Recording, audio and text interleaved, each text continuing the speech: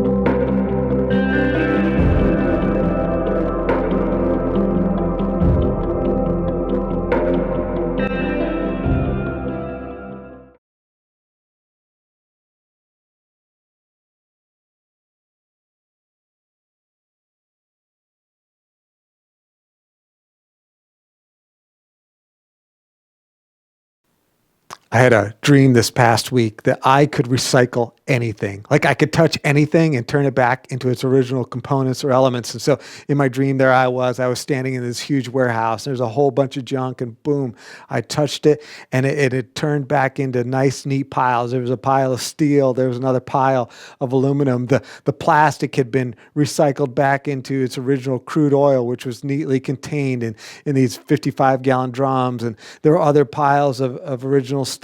Old fabric had gone back to cotton and wool. And then underneath in the lower level of my warehouse was a growing number of piles of rare earth elements as we were recycling old phones and other things back into their original elements and components. And pretty soon in my dream, railroad cars of garbage from New York City began to arrive, and we were just one after another turning those back into their original things.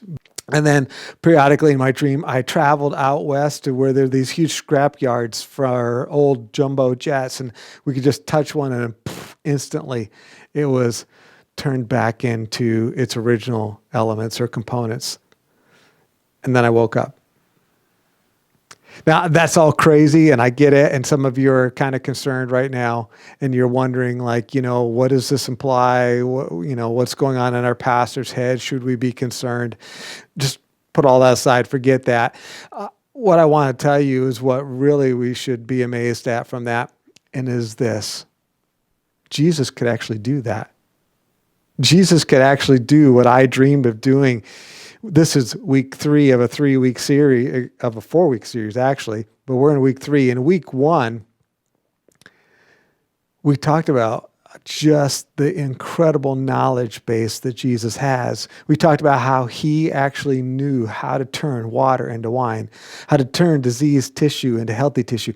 Energy could be used by him to be turned into bread and fish combo meals for 5,000 people. We talked in that week about how he is the smartest person ever. He knows things about reality we just don't know, and things that we will never pick up and we'll never observe on our own. He knows the best way to live, and he knows how to keep us regret-free. But we only benefit from all this when we do what he says. In week 2 of this series, we looked at the first part of a sermon that Jesus gave. And according to the smartest person in the room, that's Jesus, in that first part of the sermon, he said that the good life is life lived as a kingdom citizen, regardless of the cost involved. Today, we're going to look at the second part of this sermon that Jesus gave, and we're going to soak up some more wisdom from the smartest person ever. So you can join me. I'm in Luke chapter 6. I'm going to start in at verse 27 today. Here it is. He says, "But I say to you who listen." Let's just stop there. Jesus is saying, listen, for those of you who are listening in, for those who are leaning in and paying attention, I'm about to tell you something important. Here's what it is. Back to verse 27. "But I say to you who listen, love your enemies, do what is good to those who hate you. Love and do good to your enemies." Oh man, that's not what we were probably hoping. We were hoping that if we leaned in, he was going to tell us the secret, like how to get someone to really like you, how to get a boyfriend, how to get a girlfriend, how to get some great stock advice, or how to be rich, or how to avoid pain. Or this is what he had to say to us. Love your enemies. Do what is good to those who hate you. Now, let's just clear up. Get it all on the same page, what exactly Jesus is saying. He says, love and do good means to express genuine concern for the well-being of someone, regardless of attractiveness or reciprocity. Guys, this is agape love. He's not talking about romantic love here, right? This is not about Valentine's Day. He's not saying, love, Valentine's Day, or as my kids like to call it, Singles Awareness Day, or as we've started abbreviating that down to SAD. He's not talking about reciprocity love. You are good to me, so I'll be good to you. He's talking about agape love, where I'm going to express genuine concern for your well-being, whether you deserve it or not, whether I am motivated by extrinsic factors or not, I'm going to do that. And notice that Jesus extends this love command to our enemies. I looked that word up this week just to make sure I knew what an enemy was. I was pretty sure after looking it up, yep, I was right. An enemy is your adversary, your foe, someone who dislikes you and would harm you given the opportunity. Or perhaps you've seen the movie Zootopia, and in there they're trying to warn the bunny about Doug. And I love this quote. He says, Doug is the opposite of friendly. He's unfriendly. Yeah, Doug is your enemy. He's one who dislikes you and would harm you if he had the opportunity. This call to love our enemy is no different from the many other commands of Scripture. Jesus always insists that the citizens of his kingdom put the interests of others ahead of their own, even when that other person is our enemy. That was Skye Jethani who said that. In verses 28 to 30, Jesus gives us examples of what acting in the best interest of the enemy looks like. So in verse 28, we see, bless him if he curses you. So if he tries to curse you in some way and says, I hope all these awful things happen to you and I hope your life is ruined, well, you bless him. You say, well, I hope God does amazing things in your life and I hope God prospers you and gives you the things that you crave most. He says, you pray for him if he mistreats you. Yeah, so he's bad to you, so you're good to him by praying for him, praying and asking God to intervene in his life in a good way. And in verses 29 to 30, the example is being slow to demand fair treatment. If someone is taking something from you, and instead of jumping and insisting that your rights be respected, be slow to demand fair treatment. And then in verse 34, Jesus adds lending without expecting a favor in return. Those are examples of acting in the best interest of our enemy. Now, a couple quick notes here before we move on. Number one, Jesus' teaching is not primarily about passivity in the face of evil. That whole bit about turn the other cheek. He's not trying to teach us to be passive in the face of evil as much as this passage is about concern for the other person. You can tell because the command is to love, right? Which means to act in their best interest, even if it costs us significantly and is unfair. The command is not find a good way to get beat up or find a way to get somebody to hit you in the face so you can turn and have them hit you on the other side. That's not the command. The command is to love, even if it costs you significantly and is unfair. A second note that I feel like I need to be sure to clarify is this. Sometimes love requires us to not give in to the demands or the abuse of the other person. It's not always appropriate to give somebody something or to let them avoid the consequences or to lend to them or other things like that. It's not always appropriate because sometimes that isn't really in their best interest. And so in that case, love is still the rule, but it may not be loving to give or to lend or to let them get away with something. So it's always appropriate to ask what Andy Stanley suggests we ask, what does love require of me? But it's not always appropriate to give them what they are asking or trying to demand of us. Back to Luke 6 and Jesus' sermon. Verse 31, Jesus said, just as you want others to do for you, do the same for them. Just as you want others to do for you, do the same for them. This is that famous golden rule.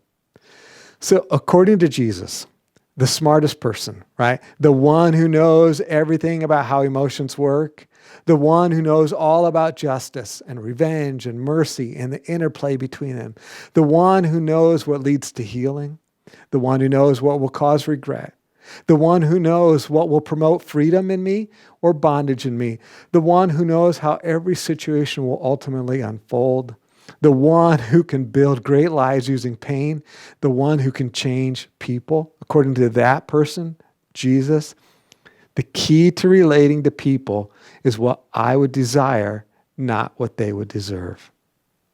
The key to relating to people is what I would desire, not what they would deserve.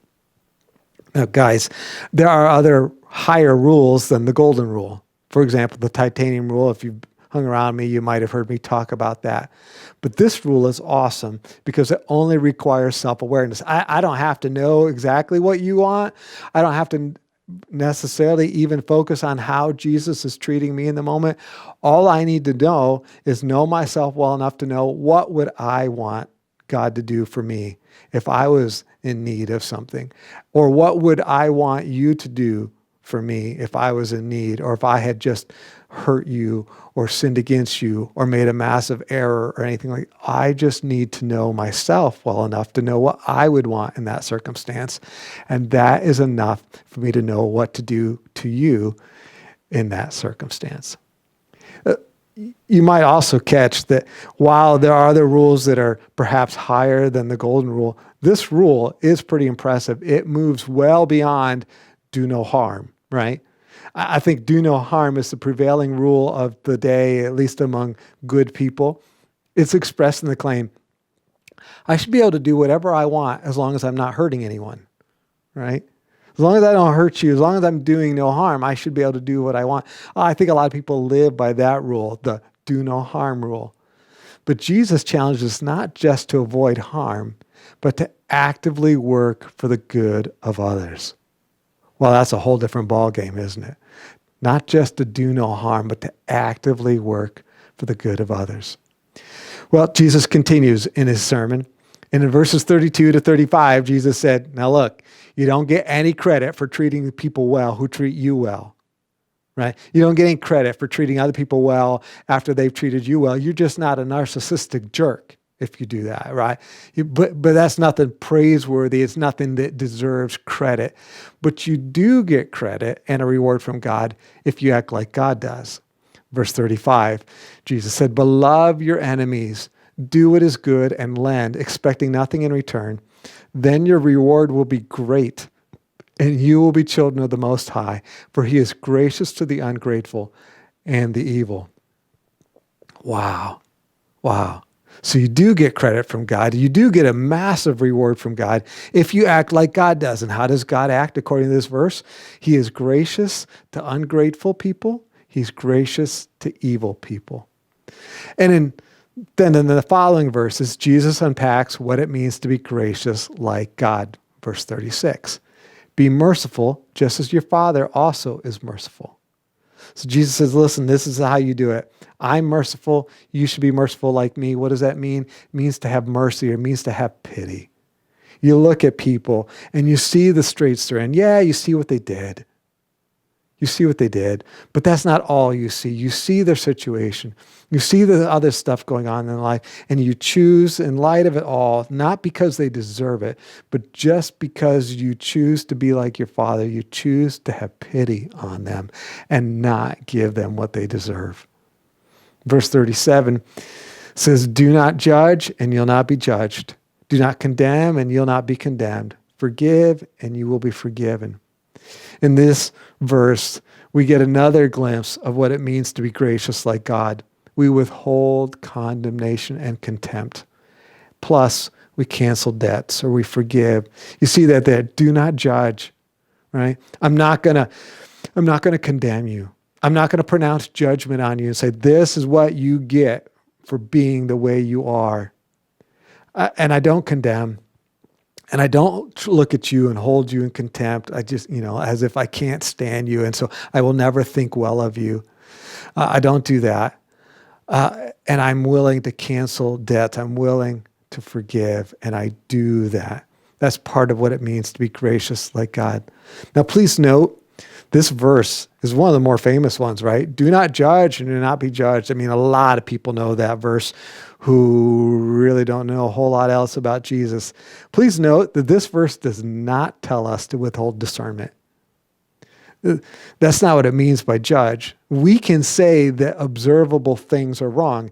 If my son comes to me, Jonathan, he's trying to get a job right now, and this is a tougher time to get a job. And so if he comes to me and he says, Dad, I got tired of waiting for God to help me get a job, and so I just went down and I stole some stuff.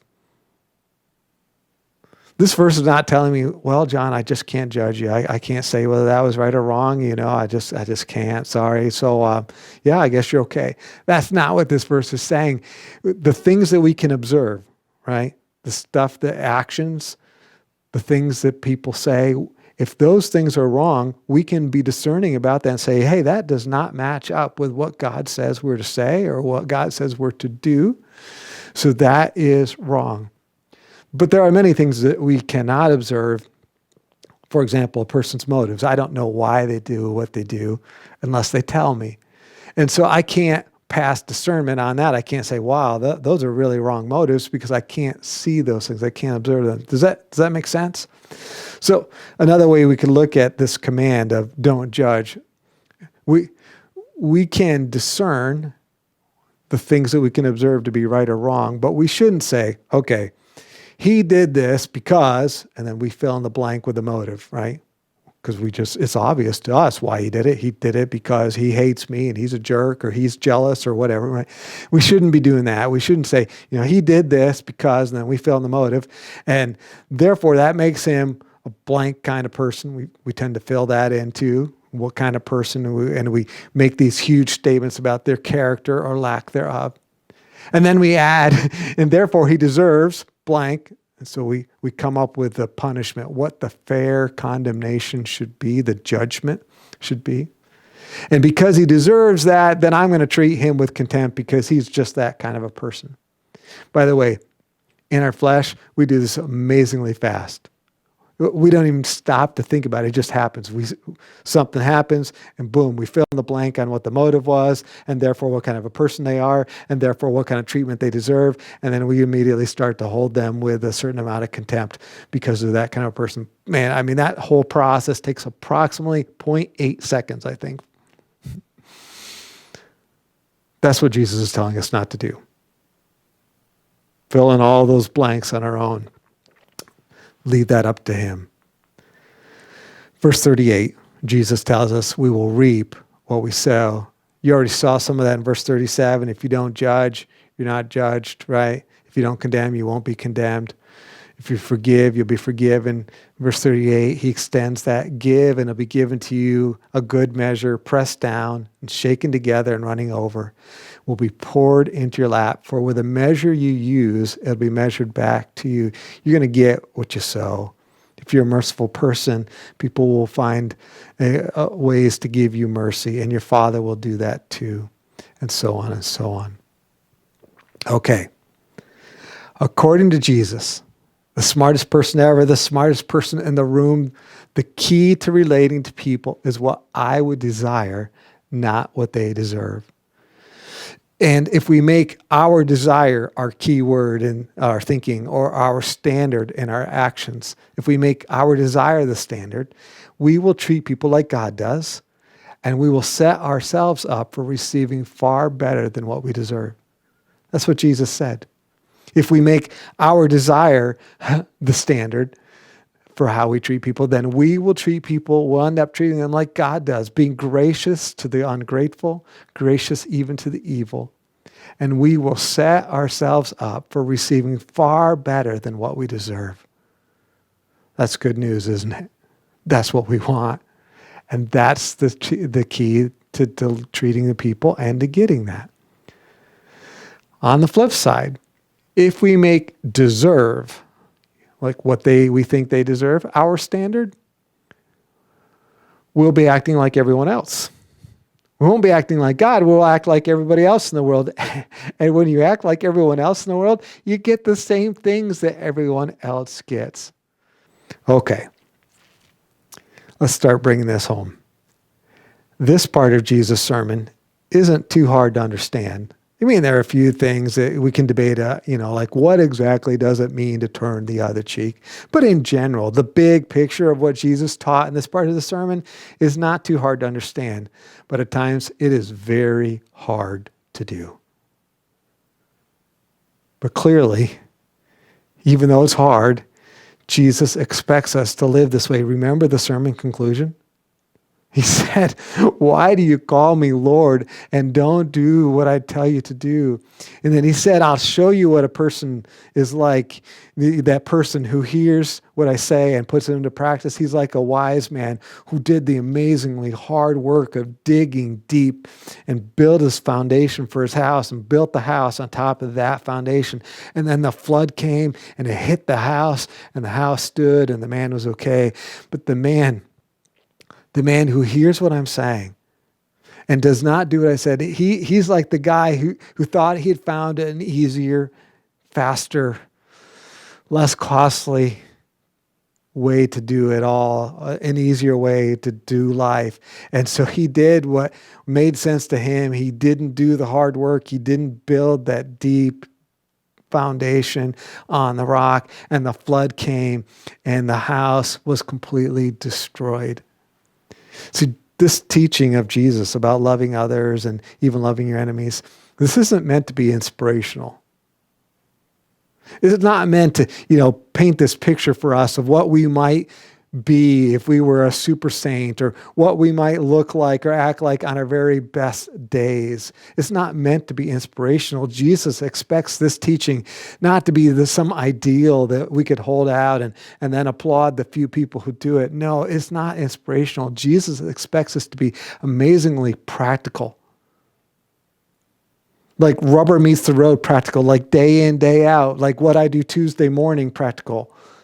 He expects this lesson that he gave us to be applied so that this teaching is not inspirational, but truly transformational. I'm going to tell you a story. I'm in this story.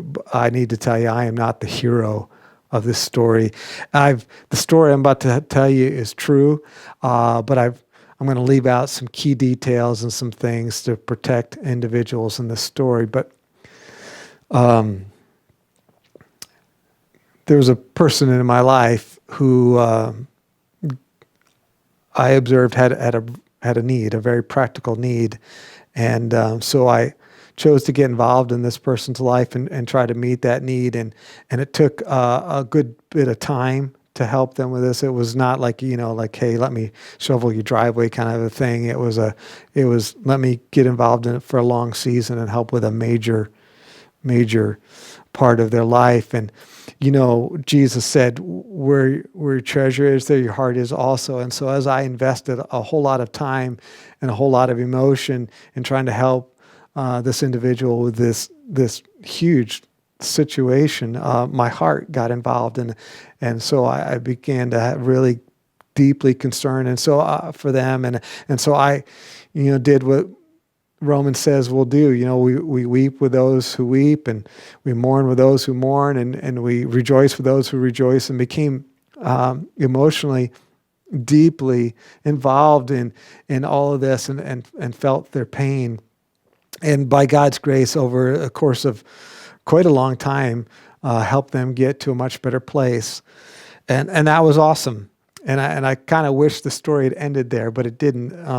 In the course of time, they committed a very serious offense that caused damage to something that can never be repaired. And I'm not talking about damage to the relationship. I'm talking about some other kind of damage. And it's a damage that can't be fixed. No matter how many times you'd say, I'm sorry, or how much money you'd want to throw at it, this thing can't be fixed. And when that happened, that was huge. I felt a lot of things. But in the end, I chose to forgive and to cancel that debt and not hold that against them, and give them opportunity to rebuild my trust. Unfortunately, a while after that, there was another incredibly serious offense. This one is actually not just like wrong or unkind, but is actually illegal. It was a criminal offense, and it was another huge thing. I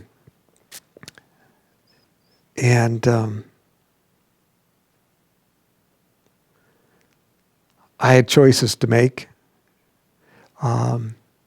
press charges or not, tell other people or not, try to get reparations or not, all those choices. And in the end, I chose to forgive a second time. And I don't know why they did what they did next, but what happened next was this individual chose to unfriend me, which is the exact opposite of what I thought would happen, because I just had extended them significant mercy. But instead, they chose to unfriend me. Some other people observed that, asked them about that, and I don't know all that was going on in their head because they've not told me. But what I do know was they began to lie about me publicly, and that seemed to satisfy other people as they would hear these lies. It seemed to justify the actions of this person who had unfriended me. I became angry. I became very angry. Very, very angry. I wanted my money back. I wanted my time back. I wanted my reputation back. And to be perfectly honest, I didn't want them. I didn't want to hurt them. But if they suffered some kind of a loss, I think for a good period of time there, I would have been okay with that. I mean, for example, maybe if their house had burned down, and no one got hurt, no one was in there, I probably would have said, well, I guess they got what they deserved or something. I mean, I was upset. I was angry, and I was not in a good place. Finally, I'm trying to take a big period of time and shorten it to a few sentences. Finally, I began to pray because I realized this is not what God wants. And so I began to pray a very simple prayer. God, prosper him or her, prosper them. Give, and by prosper, what I meant was, God, give them whatever it is that they need. So God, if they need a friend, then give them a friend. If they need to suffer the consequences for the things that they're doing, then let them suffer the consequences. If they need something else, something that we would think of as positive, some blessing, then give them a blessing. God, whatever it is that they need, prosper them by giving them that. And I began to pray that prayer anytime I saw the individual. And then eventually I started going out of my way to pass by their house as a prompt in my mind to pray that prayer. God, prosper them, give them what they need. As I prayed that prayer, over time my anger subsided, and then one day, God, in His wisdom, He gave me a fresh opportunity to act in their best interest. I found out about a need this person had, and it was something that I could do something about.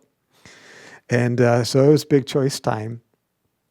And I prayed a prayer, and I went and offered, said, hey, I found out you got this need, and I'm happy to try to help you with that if you'd like. And they said yes.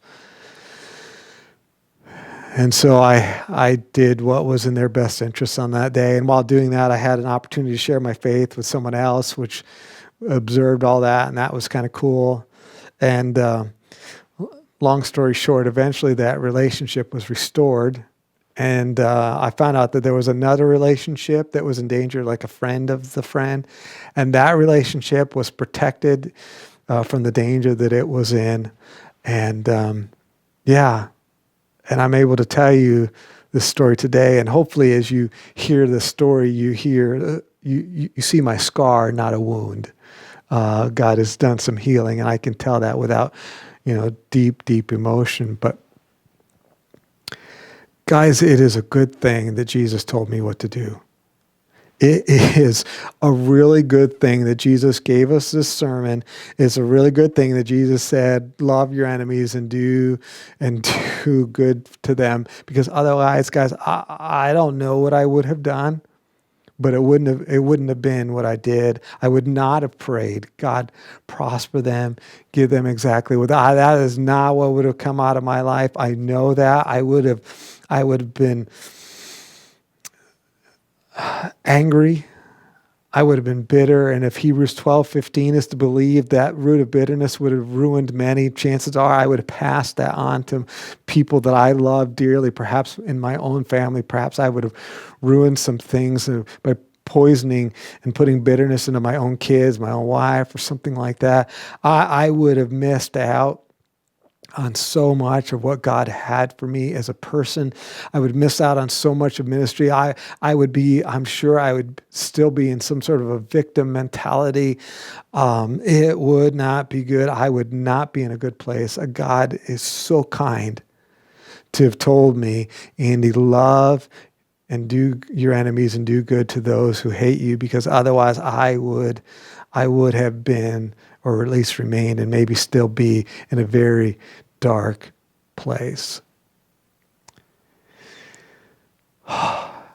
If Jesus didn't tell us this stuff that he's telling us in this sermon, if he wasn't revealing to us these things that we need to know that maybe don't come natural to us, at least not to our old nature, we would likely miss out because we would act like everyone else.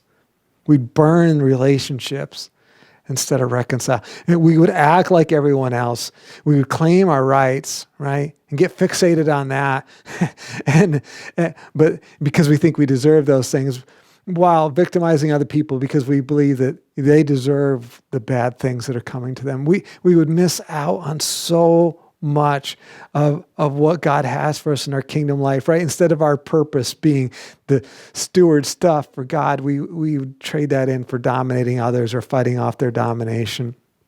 And instead of enjoying impact and legacy, we'd be guilty victims who are scarred and scarring others and passing on brokenness to others.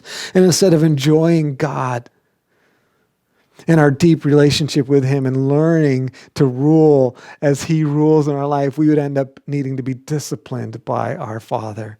And instead of building up rewards, we would be building up a massive set of consequences to be endured. If Jesus didn't tell us this, we would miss out on so much of what God has for us in the kingdom life. I'm so glad he told us this. And so I just end with these few words today. What will you do? What will you do? Jesus told us this stuff, but it wasn't meant to be inspirational, like a motto on the wall or something that like, hey, on my best days, this is what I'll be, or this is what I'll do, or what I would aspire to. It was meant to be practical. Transformation was a change, what we actually do. So what will you do? Don't go away. We're going to do our God Hunts next. I've been looking forward to this next part all week. If you watched last week's online service, you'll recall that we talked about God Hunt sightings, those instances of God's intervention in our lives. And we were looking for answers to prayer, instances of provision or protection, things that only God can do, and times when we are equipped by God to serve. We wanted to catch God at work intervening in our lives. You will also recall that I encourage you to keep a list of these God Hunt sightings throughout the week, and I promise to give you an easy, non-threatening way to share what God did. So please pull out your list. And if you're watching this as a household and several of you got lists, that's awesome. Even better yet, pull out all those lists, all right? And here's what I want you to do. I want you to count up how many answers to prayer you saw this last week. You can write that number down next to your list. How many answers to prayer? Count them up right now, please. Okay, hopefully you've got a number written down. So how many instances of provision or protection, how many times God provided what you needed or protected you from something? Count those up and write that number down. Okay, hopefully you got that number. And now let's move on. Count up the number of instances of God doing something that only God can do, like changing someone's mind or changing someone's heart or some other miraculous kind of thing. Okay? And finally, count up the number of times when God gave you an opportunity to serve someone this week. He gave you the opportunity and he gave you the resources you need so you were equipped to serve. Count up all those, if you will, and get that number.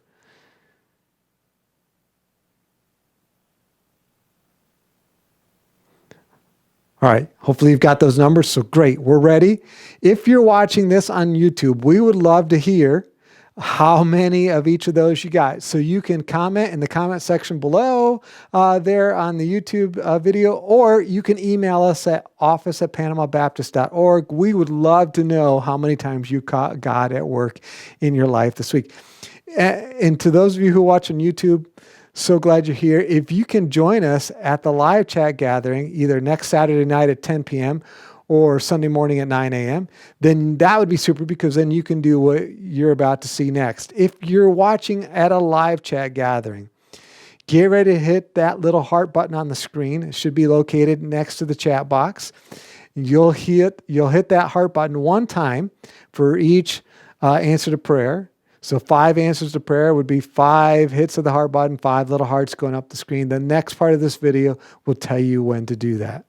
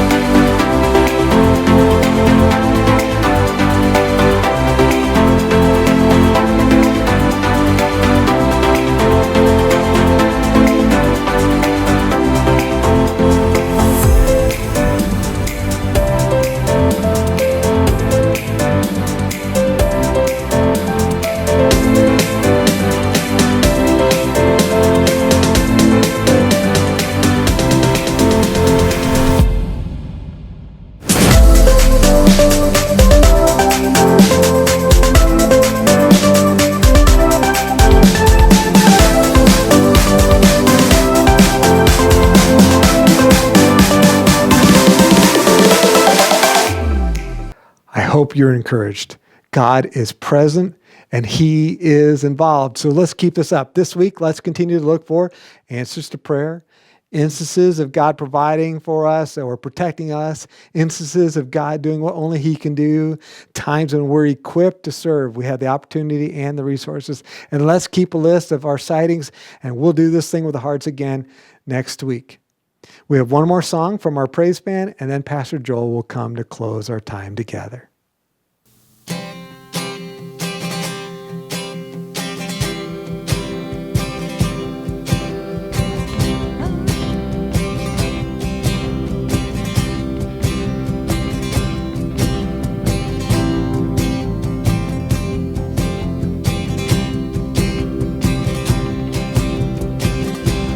God and firm foundation, our rock, the only solid ground.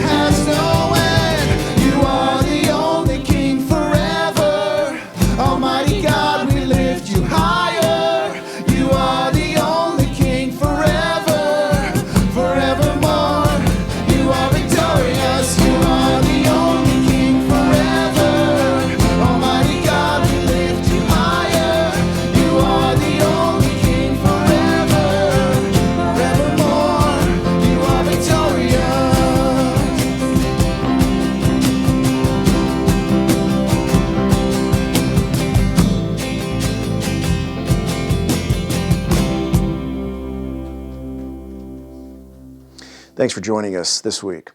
If we can help you in any way, please don't hesitate to reach out. Send us an email, pick up the phone, and give us a call. We are here to help you, and we'd love to have the opportunity to talk to you. We close by reading Ephesians chapter 3, verses 20 and 21. Now to him who is able to do far more abundantly than all that we ask or think, according to the power at work within us, to him be glory in the church and in Christ Jesus throughout all generations, forever and ever. Amen. May God give you the grace and peace this week as you seek to be deployed out into the community and the people around you. God bless you. We'll see you next week.